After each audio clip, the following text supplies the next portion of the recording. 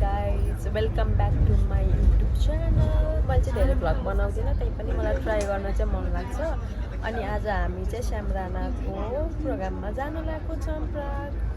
Stay tune, by by. हामी अरू सबै देखाउँछौँ एकछिनमा। गाइज हामी कहाँ जाँदैछौँ आज? वाह, श्याम राणाजीको भान्जी हाम्रो आमा। हेलो श्याम राणा दाइ, हामी आउँदैछौँ है। We are coming soon. है त ल आउनु भयो। Oh my god. Hi guys, where are you going? Oh my god. भएपछि यतिको रमाइलो हुन्छ है गाइज। मलाई चिन्नु होला चेकबासीले। पनि श्याम राणा हेर्न जाने हो? ओ माई गॉड। खै त हेरौँ त श्याम राणाको भान्जालाई। आमा, हजुरलाई आज नेपाली प्रोग्राममा श्याम राणाजी हेर्न जानलाई कस्तो फिल हुँदैछ? राम्रो हुँदैछ। हजुरले कतिको हेर्नुहुन्थ्यो नि नेपालमा? हेर्छु, मोबाइलबाट हेरिरहेको छौँ। धेरै हेर्नुहुन्छ? रमाइलो लागिरहेछ? रमाइलो लागिरहेको। ल है त, आज रमाइलो गर्नुपर्छ है त आमा। ल बाई बाई भन्नुहोस्। खै लुगा तिमीले धोका दिने यसरी हामीलाई? धोका दिनु भएन नि। यस्तो हरिबिजोग छ नि ट्रेन स्टेसनमा प्रभु। Oh my god, what is this?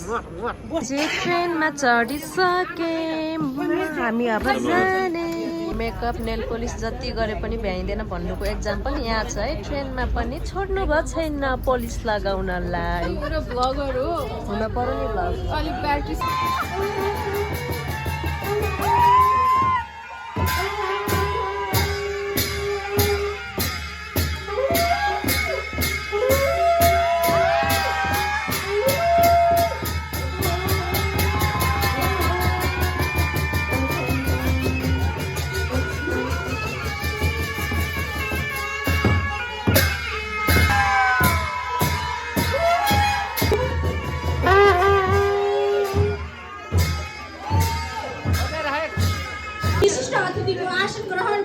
लागि म विनम्र अनुरोध गर्न चाहन्छु। कृपया सबैजनाले जोरदार तालीले सम्मान गरिदिनु होला।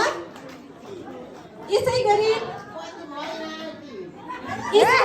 अतिथिमा रहनुहुन्छ सञ्जय अधिकारी, एनआरएन उपाध्यक्ष सञ्जय अधिकारीज्यूलाई पनि आफ्नो अतिथिताको आसन ग्रहण गरिदिनुका लागि विनम्र अनुरोध गर्न चाहन्छु।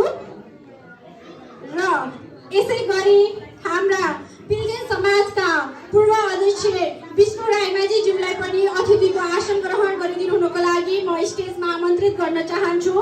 विष्णु राईमाझी, कृपया सबैले जोरदार तालीले सम्मान गर्नुहोला। पिलजेन समाजका पूर्व अध्यक्ष विष्णु बहादुर राईमाझी र पानीका साथ उहाँले चाहिँ सबैलाई सम्मान स्वागत गरिसक्नु भएको छ।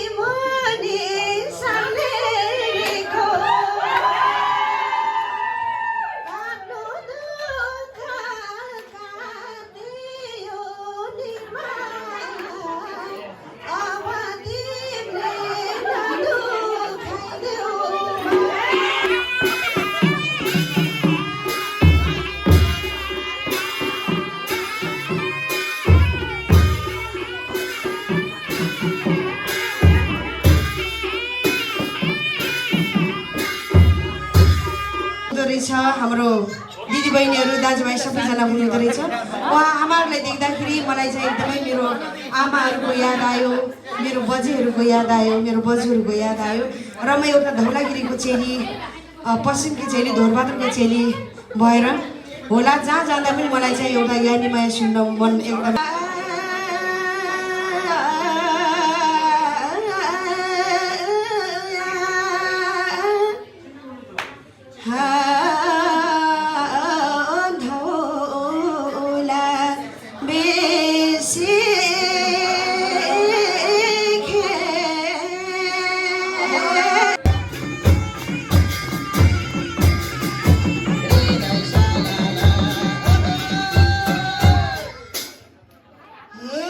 हरियो साडी लगाउने त हेर कान्छा अर्कैको रहेछ नि मेरो हुनेवाला बुढो जीवन खै खतै भएछ नि।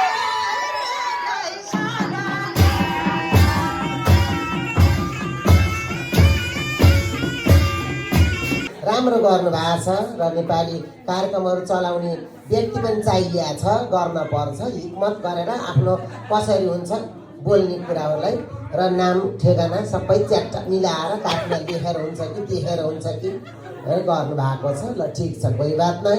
र आज यस लुम्बिनी रेस्टुरेन्टमा आउने अवसर मिल्यो। विशेष गरेर नौमती पञ्चबाजा समूहप्रति सम्मान व्यक्त गर्न चाहन्छौँ र त्योभन्दा अझै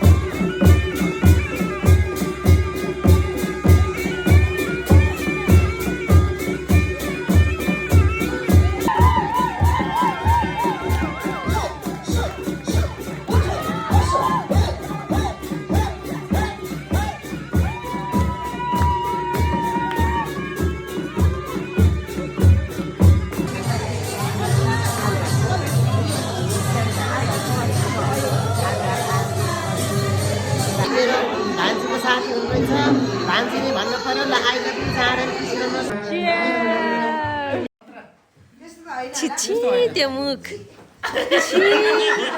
जानी जानी गर्ने छि।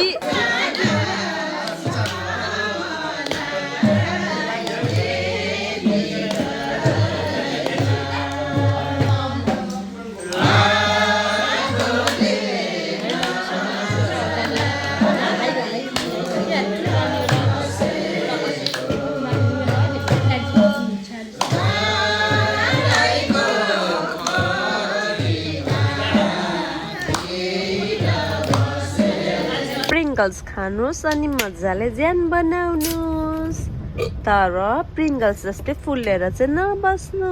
तिमीलाई आजको कार्यक्रम कस्तो लाग्यो? मलाई आज हाम्रो श्याम राणा दाइ र त्रिशना दिदी आउनु भएको भएर चाहिँ एकदम I am so so so so happy. किन प्रतिको माया अनि त्यो टिपिकल मगर गीतहरूदेखि लिएर एकदम नेपाली भावना झल्काउने गीतहरू चाहिँ एकदमै मार्मिक थियो। प्लस आफ्नो आमाहरूको एकदमै याद आइरहेको थियो। अनि त्योभन्दा पनि बढी अझै श्याम दाई अनि त्रिशना दिदीले एकदमै रमाइलो पनि गर्नुभयो। अनि हामी सँगसँगै उहाँहरूसँग धेरै नाच्यौँ, रमाइलो गऱ्यौँ। स्टिल म अनि मेरो 2-3जना साथी मेरो बुढा चाहिँ हामी लगभग 9:30-10 बजीसम्म उहाँहरूसँग लास्ट टाइमसम्म पनि बस्यौँ। त्यो भएर चाहिँ जुन माया उहाँहरूले चाहिँ हामीलाई देखाउनु भएको थियो त्यो चाहिँ एकदमै नेपालीपन झल्काउने र हामीलाई नेपालप्रति फर्काउने। अनि एकदमै क्या आफ्नो दाजुभाइले दिदीबहिनीले माया गरेको जस्तो फिल भइरहेको थियो मलाई चाहिँ। त्यही हो, अरू के भन्न सक्दैन। How do you feel? Yes, अलिकति रमाइलो भयो, छुट्टीको दिन रमाइलो गर्यो, अलिकति माइन्ड फ्रेस भयो। सबै कुराहरू कहिले काहीँ रमाइलो गर्नुपर्छ, माइन्ड फ्रेस गर्नुपर्छ भन्ने कुराहरूमा आज चाहिँ श्याम राणा आउनुभएको कारणले गर्दा हजुर अनि त्रिशना दिदी पनि डेफिनेटली आउनुभएको कारणले गर्दाखेरि चाहिँ आज एकदम माइन्ड खुल्ला भयो। दिमागमा भएको कचटाहरू सबै हाम्रो वर्षौँदेखिको कामको टेन्सन, यताको टेन्सन उताको टेन्सन चाहिँ आज एकदमै फ्री भयो होइन? एकदम।